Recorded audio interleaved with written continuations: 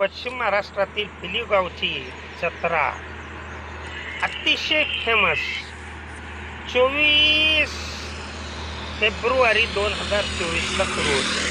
हा सोलापूर सातारा हायवे ही देवीची कमान महालक्ष्मी देवीची यात्रा असते। ही कमानीमधून आत प्रवेश केला की पूर्ण देवीपर्यंत जायपर्यंत डांबरी सडक आहे। दोन्ही बाजूनी अशी घरं आहेत। एक साधारण अर्धा किलोमीटर आत गेलं की पूर्ण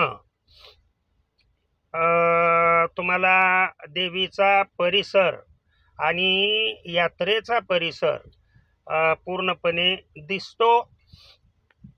यात्रा भरलेली नसताना हा व्हिडिओ ड्रोनच्या साहाय्याने काढलेला आहे। तर आता म्हणजे सध्याच्या परिस्थितीला काढलेला हा ताजा व्हिडिओ आहे आणि इथून ही यात्रेची सुरुवात होते। तर पहिला म्हणजे 24 फेब्रुवारीला शनिवार असतो। 24 फेब्रुवारीला पालखीची मिरवणूक शेळ्या मेंढ्यांचा बाजार हा 25 आणि 26 तारखेला असतो। 25 तारखेला आणि 26 तारखेला शेळ्या मेंढ्याचा मोठा बाजार असतो। 26 तारखेपासूनच पुढे मोठ्या जनावरांचा बाजार सुरू होतो। लक्षात ठेवा, वेगवेगळ्या प्रकारचे व्यापारी, खूप लांबून व्यापारी इथं अगदी कर्नाटका, हैदराबाद, चाकण, इकडं नाशिक, सर्व कोल्हापूर साईडचे सर्व प्रकारचा माल इथे तुम्हाला शर्यतीची बैल, वळू बैल ज्याला आपण म्हणतो, किंवा शेती कामासाठी लागणारी बैल, किंवा खोंड, खिल्लार खोंड हे या बाजाराचं वैशिष्ट्य आहे। तुम्हाला सांगतो, जर्सी गायी तेवढ्याच या बाजारामध्ये उपलब्ध असतात। वेगवेगळ्या प्रकारचे खोंड तुम्हाला या बाजारामध्ये आलेले दिसतील। वेगवेगळ्या प्रकारचे वळू इथं या बाजारामध्ये आलेले दिसतील। शर्यतीची खोंड इथूनच याच बाजारातून नेली जातात, लक्षात ठेवा, आणि त्यांना शिक्षण देऊन व्यवस्थितरित्या ती तयार केली जातात। तर साधारण 26 तारखेपासून अगदी 25 तारखेपासून म्हणा ना, 25 फेब्रुवारी पासून हा मोठ्या जनावरांचा बाजार सुरू होतो। आता खरी यात्रेला सुरुवात जी आहे ते 2 मार्च ला होते। शनिवार आहे। या दिवशी हे देवीचं, महालक्ष्मी देवी मूळ स्थान जे आहे, डोंगरावरची आई आहे। ही डोंगरावरची आई भक्तांसाठी खाली पायथ्याला येऊन थांबलेली आहे। तर खरी यात्रा जी सुरू होते, मोठ्या जनावरांचा बाजार 25 फेब्रुवारी पासूनच सुरू झाला। लाखो करोडो रुपयाची देवाणघेवाण या बाजारामध्ये होते। असंच या डोंगराच्या कडेलाच 2 तारखेला अगदी मल्लाच्या जंगी कुस्त्या इथं लाल माती तुम्हाला दिसेल, पहा खालच्या बाजूला मी व्हिडिओ मध्ये दाखवतोय। ड्रोननी घेतलेला व्हिडिओ आहे, त्याच्यामुळे थोडासा उशीर लागतोय,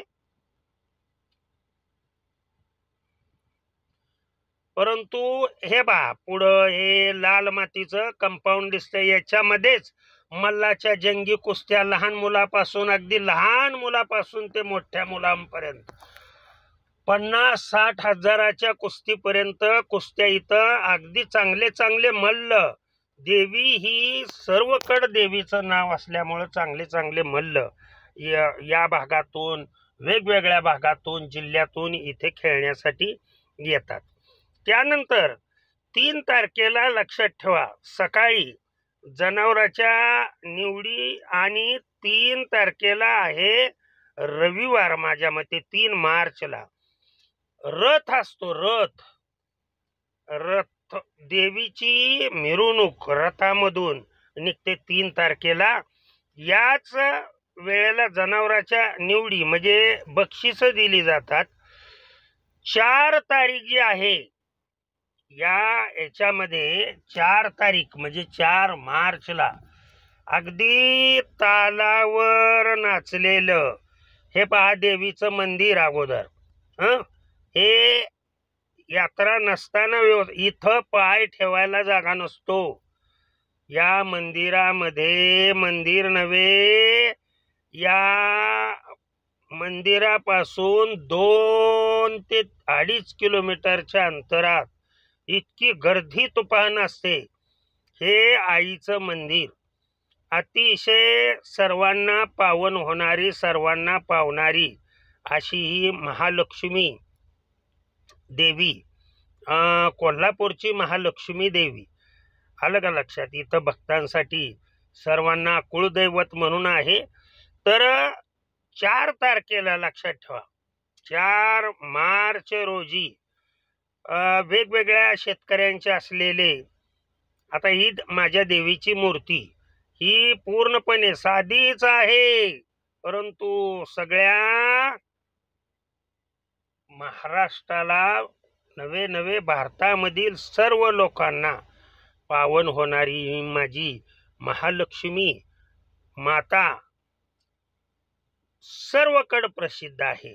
आता यात्रेचा गोषवारा थोडक्यामध्ये, मुख्य बाजारपेठ, मोठी बाजारपेठ असते इथं, आणि 4 तारखेला गजी ढोल स्पर्धा आयोजित करण्यात येतात. शेतीमालाची निवड 4 मार्च 2024 रोजी यावर्षी बर का करण्यात येईल. आणि देवीचा मुख्य जो दिवस आहे, काय पुढे सांगतो, हा गजीढोल स्पर्धेचा कार्यक्रम आहे.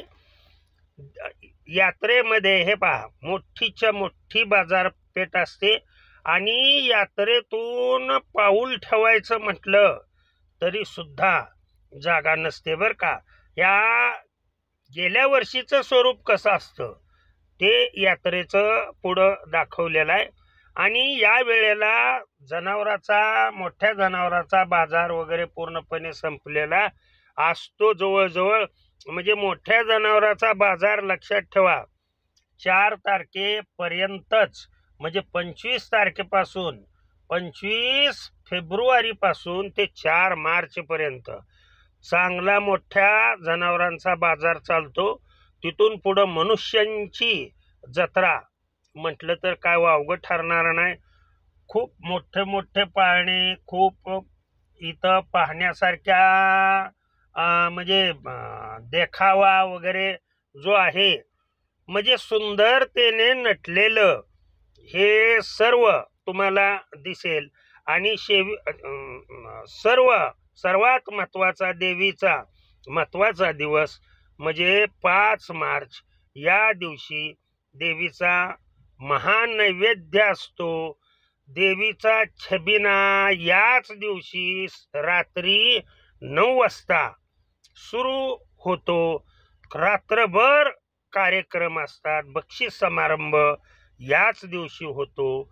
अशी छोट्याशा गावामध्ये, पिलीव या गावामध्ये अतिशय मोठी अशी भरणारी यात्रा, जत्रा, तुमच्या भाषेत काय म्हणताय ते,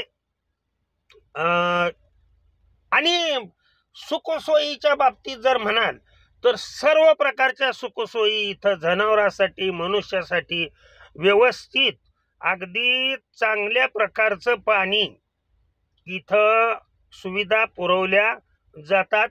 कुठल्याही प्रकारची अडचण कार्यकारी मंडळाकडून, यात्रा प्रदर्शन कमिटी कडून म्हणजे तुटवडा पडू दिला जात नाही. इतके पिलीव गावचे आमच्या यात्रेचे लोक, निशांत बगाडे सर असतील, किंवा बाबासो किंवा संतोष कुमार पाटील असतील,